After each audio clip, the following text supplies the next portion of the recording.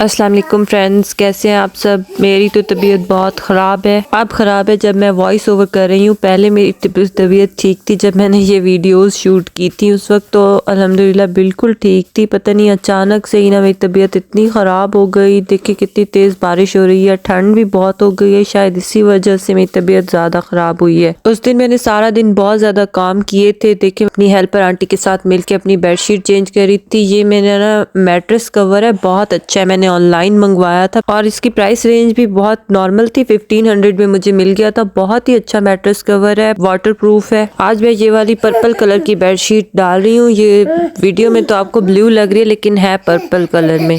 मैं चूंकि बहुत ज्यादा जल्दी अपनी बेडशीट चेंज नहीं करती, मैं फिर इसलिए इनको ना इस तरीके से सी देती हूँ। बेडशीट मेरी बिल्कुल सेट रहती है, तो एक दो स्टिचेस लगा देती हूँ ना तो ये अपनी जगह से हिलती नहीं है। बार बार इसको सेट नहीं करना पड़ता, बस ये फिर खुद ही सेट रहती है। मुझे बार बार बेडशीट सेट करना ना बहुत मुश्किल लगता है, इसलिए फिर मैं ये मैंने एक छोटा सा हैक बनाया हुआ है। इसी तरीके से इसके 2-3 स्टिच लगा देती हूँ, फिर इजी रहता है। मीनहा भी सो के उठ गई थी और ये देखिए ये बलून जो उस दिन शादी से अंजिश लेके आई थी, उस बेचारे का क्या हशर हुआ पड़ा है। एक और बहुत ईजी सा हैक मैं आपको बताती हूँ। ऑयल के दाग जो जम जाते हैं ना, वो साफ करने के लिए मैंने ग्लास क्लीनर की बॉटल, स्प्रे बॉटल ले लिया और उसमें मैं 1 टीस्पून के बराबर मीठा सोडा ऐड कर रही हूँ और साथ में lemon max liquid. Spray bottle में सबसे पहले मैंने पानी ऐड किया था और उसके बाद ये दोनों चीजें ऐड करके इनको अच्छे से मिक्स कर दिया और अब इसको ना हम स्प्रे करेंगे। ये देखो ऑयल के जो दाग टाइल्स वगैरह पे जम जाते हैं, जो ऐसे आम चीजों से पानी से या कपड़े से साफ नहीं होते, इस तरीके से मीठा सोडा और लेमन मैक्स लिक्विड को मिक्स करने से ना बहुत आसानी से साफ हो जाते हैं। ज्यादातर ये जो है मेरे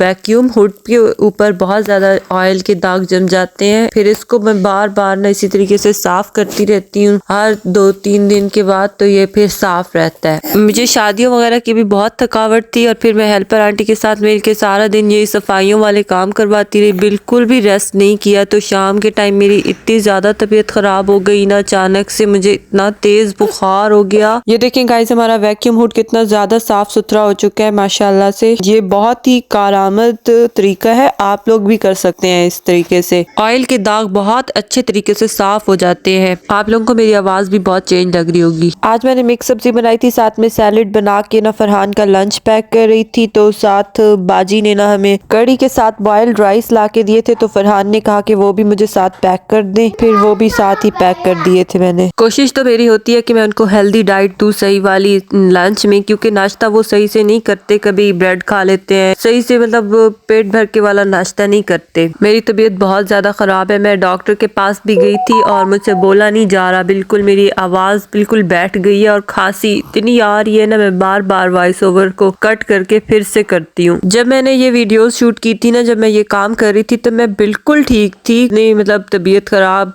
मेरी पता नहीं अचानक से कैसे हो गई, मुझे समझ ही नहीं आ रहा था। उसी शाम को हुई थी जिस दिन मैंने ये वीडियोस बनाई थी और मैंने अपना व्लॉग कब से ये एडिट करके रखा हुआ है और मुझसे वॉइस ओवर नहीं हो पा रहा, मुझे बार बार शदीद खांसी आ रही है। उसी दिन मैंने ना एक नया काम भी स्टार्ट कर लिया था। मुझे शौक चढ़ा हुआ था कि मैं ना पिज्जा बनाऊं। पहले मैं 2 दफा बना चुकी थी, लेकिन मुझसे 2 बार इतनी गलतियां हुई ना, मेरा पिज्जा सही नहीं बना था। फिर इस बार मैंने सोचा कि नहीं, इंशाल्लाह इस बार ना बिल्कुल सही पिज्जा बनाना है, अपनी वो गलतियां नहीं दोहरानी। और मैंने नीम गर्म पानी के अंदर ना 1 टीस्पून यीस्ट डाल दी थी और साथ में ना 1.5 कप जो है मैंने मैदे का ले लिया था और उसमें 1 टीस्पून नमक ऐड किया था और 1.5 टीस्पून पाउडर शुगर ऐड की थी। साथ ही उसमें 1 टेबल स्पून के बराबर मैंने ऑयल ऐड कर दिया था, उसको हाथ से अच्छे से मिक्स कर लिया था। फिर उसमें ये नीम गर्म यीस्ट वाला वाटर ऐड करके इसको अच्छे से मिक्स करके ना एक डो सी बना दी थी। अगर और पानी चाहिए तो आप इसमें नीम गर्म थोड़ा सा पानी ऐड करके ना एक नरम सी डो बना सकते हैं। फिर इसको डो बनाने के बाद ना इस तरह से अच्छे तरीके से गूंद लेना है। जो मैंने अपना फर्स्ट टाइम पिज्जा बनाया था ना, उसमें मैंने ये गलती कर दी थी कि मैंने उसमें यीस्ट बहुत ज्यादा ऐड कर दी थी और उसकी डो जो है वो बिल्कुल खराब हो गई थी, बहुत खट्टी सी, और बिल्कुल मेरे पिज्जे का जायका भी बिल्कुल खराब हो गया था। डो को अच्छे तरीके से गूंदने के बाद उसको एक एयर टाइट जार में या बॉक्स में रख देना ताकि वो अच्छे तरीके से ना राइज हो जाए, और उसको किसी गर्म जगह पे रखना, क्योंकि आजकल सर्दियां हैं तो इसको ओवन को थोड़ा सा प्री हीट करके ना उसमें रख दें। ये देखिए मैंने तकरीबन 2-2.5 घंटे के बाद इसको निकाला तो मेरी डो बहुत अच्छे तरीके से राइज हो चुकी थी। और ये देखिए अब मैं इसको अच्छे तरीके से गूंद लूंगी और फिर इसको बेलने के जरिए लिए ना इसको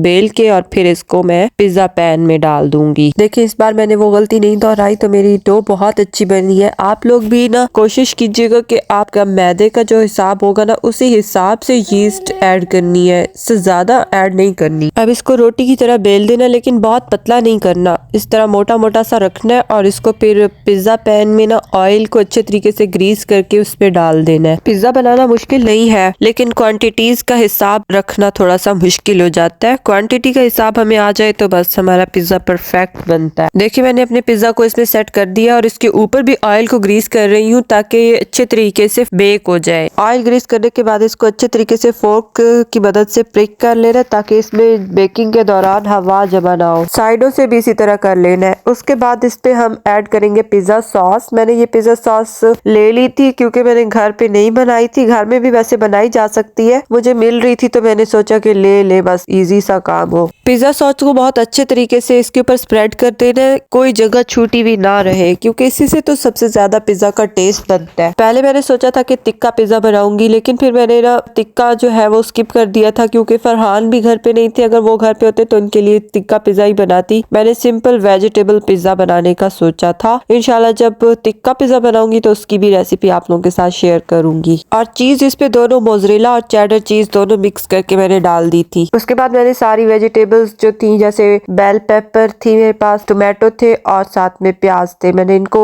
लंबा लंबा से इस तरीके से काट के पहले से ही रख लिया था और फिर ऊपर इसके ऊपर ना सेट कर दिया था। हर बार ना मैं इसके ऊपर ऑरिगेनो डालना बिल्कुल भूल जाती थी, लेकिन आज मैंने सोचा कि इंशाल्लाह आज जरूर डालना, लेकिन वैसा ही हुआ, मैं भूल गई। फिर मैंने जब पिज्जा को पैन में रख दिया था उस वक्त मुझे याद आया तो मैंने जल्दी से ऐड कर दिए। ऑलिव्स डालना भी भूल गई थी, वो भी मैंने इसी टाइम पे डाल दिए, एंड टाइम पे। देखिए गाइस आपकी बहन कितनी भुलक्कड़ है। बेक करने के लिए इस पैन को मैंने पहले से प्री हीट कर लिया था, इसमें एक स्टैंड रख दिया था और इसके ऊपर ढक्कन बंद करके ना इसके ऊपर एक कुकर का वेट रख दिया था ताकि इसका सुराख बंद कर सकूं। इसको 40 मिनट्स तक बेक करना है। उफ, जब मैं काम अपना कंप्लीट करके पीछे मुड़ी तो देखिए क्या हशर किया। वैसे सारी रोटियां नीचे फेंकी हुई थी, वॉल क्लॉक गिरा दी थी, हशर नशर कर रखा था इस पिद्दी ने मेरे किचन का। बास्केट में जो फ्रूट्स पड़े थे वो भी उठा उठा के इसने नीचे फेंके। अब आप लोगों को समझ आइए कि मैं इतनी भुलक्कड़ क्यों हूँ, इन्हीं की वजह से। ये देखिए गाइस तकरीबन 40 मिनट्स के बाद मैंने इसके ऊपर से ये ढक्कन हटा दिया था और देखिए हमारा पिज्जा बहुत अच्छे तरीके से बेक हो चुका है। मैं ये तो नहीं कहूंगी कि मेरा बहुत ही परफेक्ट पिज्जा बना था बिल्कुल रेस्टोरेंट जैसा, लेकिन घर जैसे पिज्जा बनाते हैं ना, मतलब जैसे हम फर्स्ट टाइम, तकरीबन मैं अब 3rd टाइम बना रही हूँ, तो उस लिहाज से मेरा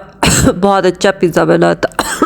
इसको कुछ देर ठंडा करने के बाद इसको फिर मैंने खोला था और निकाल लिया था और इसके बाद फिर मैंने इसको ना पिज्जा कटर की मदद से इसको काट दिया था। मेरी तबीयत खराब थी ना और अम्मी अब्बू और आसन भी मेरे पास आ गए थे मेरी तबीयत का पता करने, तो फिर मैंने ना पिज्जा उनको सर्व कर दिया था। उन्हें पसंद आया था क्योंकि फरहान भी घर पे नहीं थी और इतना ज्यादा किसी से खाया जाना नहीं था। मैंने तो थोड़ा सा चखा था क्योंकि मेरी तबीयत उस वक्त ना खराब होना स्टार्ट हो चुकी थी, मुझे बुखार हो चुका था और सबसे ज्यादा टेंशन मुझे मिन्हा की वजह से हुई थी क्योंकि ये गिर गई थी और इसको मुंह के अंदर इतने जोर से चोट लग गई थी, इसके मुंह से इतना खून आया था ना, इसका खून देख के ही मुझे ना डिप्रेशन हो गया था और मुझे लगता है मुझे बुखार भी इसी टेंशन की वजह से हुआ था। ये देखिए गाइस मिन्हा और अंजिश के कपड़े स्टिच होके आ गए थे। देखिए कितना प्यारी स्टिचिंग हुई है, मैंने डिजाइन खुद सिलेक्ट करके दिया था। अंजिश का तो पूरा सूट बना था, उसका साथ ट्राउजर भी बन गया था, लेकिन मिन्हा का जो है ना ट्राउजर नहीं बन सका था। फिर उसको मेरे साथ उसकी ने रेड टाइट पहना दी थी, वो भी बहुत प्यारी लग रही थी माशाल्लाह। गाइस आप लोगों को मेरा व्लॉग कैसा लगा, उम्मीद करती हूँ अच्छा लगा होगा, लेकिन मेरी खाऊं खाऊं वाली आवाज शायद आपको पसंद ना आई हो, लेकिन प्लीज मेरे चैनल को सब्सक्राइब कर दे। अल्लाह हाफिज।